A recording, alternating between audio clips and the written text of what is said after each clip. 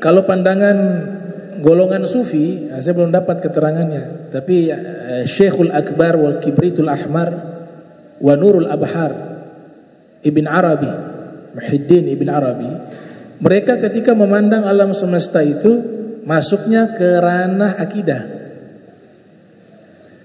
Ke ranah akidah. Ibn Arabi ini menyatakan bahwa subhana man azharal asya wa huwa ainuha. Allah Subhanahu wa taala mengadakan segala sesuatu yang ada di alam semesta ini. Itu menunjukkan adanya Allah. Di bawah satu konsep namanya wahdatul wujud. Wahdatul wujud. Jadi wahdatul wujud tuh Allah dengan alam semesta, dengan makhluk menyatu. Ini sih kalau pemahaman pribadi tidak masalah, tapi kalau sudah menjadi konsep pemikiran dalam agama Islam menjadi masalah, sehingga ulama setelahnya banyak yang mengkritik itu. Tapi secara pribadi mereka mengakui dan menyanjung Ibn Arabi sebagai seorang ulama besar, yaitu diakui ulama besar, orang soleh, sahibus suluk, ahli suluk. Tapi dalam perkara ini dikritik oleh para ulama. Ada juga sebelumnya namanya al-hulul. Al-hulul itu bercampur aduk antara ruhnya makhluk, ruhnya manusia dengan Allah. Ini juga dikritik oleh ulama, menjadi konsep pemikiran dalam teologi menjadi bermasalah. Yang mengasas ini adalah al-hallaj. Ada juga al-ittihad. Al-ittihad menyatu tanpa bercampur. Menyatunya makhluk dengan Allah tanpa bercampur. Ini pemikiran para sufi-sufi besar di zaman itu, ya, Abu Yazid Al-Bustami, Al-Hallaj, kemudian Ibn Arabi. Pandangan ulama Ahlussunnah wal Jamaah secara pribadi mereka orang soleh. Cuman mereka sudah sampai ke level yang namanya fana, sehingga yang diucapkan itu mereka tidak menyadari.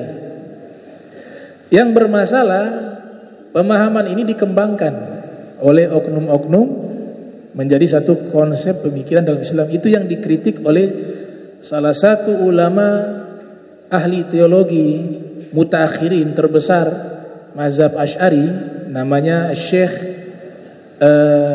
Mustafa, ya, Mustafa Sobri. Beliau menulis kitab namanya Mauqiful Aql wal Ilmi wal Alam. Dia memuji Ibn Arabi, memuji Abu Yazid Al-Bustami, memuji kepada tokoh-tokoh sufi, tapi ketika pemikiran teologi yang dibawa menjadi konsep pemikiran Islam itu dikritik, diperbaiki. Bahkan Ibn Arabi sendiri membawa konsep wahdatul wujud, mengkritik al-hulul dan al-ittihad. Ibn Arabi mengatakan man qala bil hulul fahuwa ma'lul wa man qala bil ittihad fahuwa ahlu ilhad. Ibn Arabi mengatakan siapa yang berkata pemahaman al-hulul, menyatunya ruh Allah dengan ruh manusia, maka dia adalah orang yang ma'lul, orang yang sakit. Dan siapa yang berkata bahwa Allah itu berittihad, menyatu dengan makhluk, maka dia adalah orang ahlu ilhad, ateis. Jadi Ibn Arabi mengkritik konsep itu. Ternyata wahdatul wujud juga dikritik oleh ulama. Itu biasa di zaman itu untuk saling mengoreksi. Artinya ini gak boleh jadi pemahaman, gak boleh dikembangkan, gak boleh diajarkan, gak boleh. Ini sifatnya pengalaman spiritual dari tokoh-tokoh tersebut. Ibnu Qayyim mengatakan dalam kitab Madarijus Salikin yang mereka sudah mencapai derajat yang disebut orang yang sudah fana, ya, sehingga yang diucapkan tidak sadar.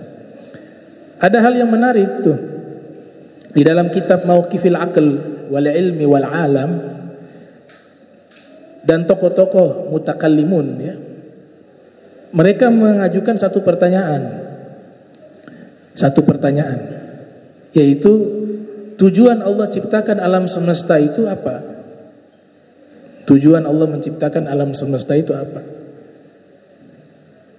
Kalau umumnya kita jawab, kalau jin manusia menyembah Ya, wa ma khalaqtul jinna wal insa illa liya'budun. Nah, itu tujuan menciptakan jin dan manusia. Untuk apa? Ibadah. Ternyata pertanyaan ini diajukan, jarang sekali orang bisa menjawab yang bisa kita terima dengan akal. Atau lebih banyak as-sukut atau tawakuf. Banyak ulama tidak menjawab itu. Ada sebagian menjawab. Jadi tujuan Allah ciptakan alam semesta itu untuk menunjukkan eksistensi adanya Tuhan. Sekalipun Allah tidak butuh pengakuan. Sekarang kalau Allah tidak ciptakan apapun, maka siapa yang mengakui Allah sebagai Tuhan? Sekalipun Allah tidak butuh pengakuan. Jadi substansi tujuan Allah ciptakan alam semesta agar ada pengakuan adanya Tuhan. Setelah itu baru ibadah. Makanya Ibnu Abbas menafsirkan liya'budun liya'rifun. Tujuan ibadah itu apa? Agar mengakui Allah. Kalau bahasa globalnya Tuhan, ya. Karena yang nonton kan juga ada yang non-muslim.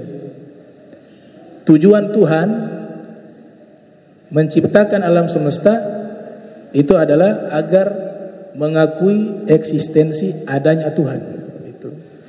Orang sufi meriwayatkan satu riwayat. Ini hadis qudsi menurut mereka. Allah Ta'ala berfirman, kuntu kanzan makhfiya fa ahbabtu an u'rafa fa khalaqtu al-khalqa fabi arafuni. Saya ini adalah pembendaharaan yang tersembunyi, kata Allah. Maka saya ingin dikenali. Sebab itulah maka saya ciptakan makhluk. Dengan saya ciptakan makhluk, mereka yang mengakui saya sebagai Tuhan. Terlepas ini dikatakan maudhu, dhaif, tapi para sufi banyak meriwayatkan ini. Dan ini sebenarnya tidak bertentangan dengan Al-Quran, karena Al-Quran sendiri menyatakan wa ma khalaqtul jinna wal insa illa liya'budun. Ibn Abbas menafsirkan liya'rifun, untuk mengakui Allah Subhanahu wa taala.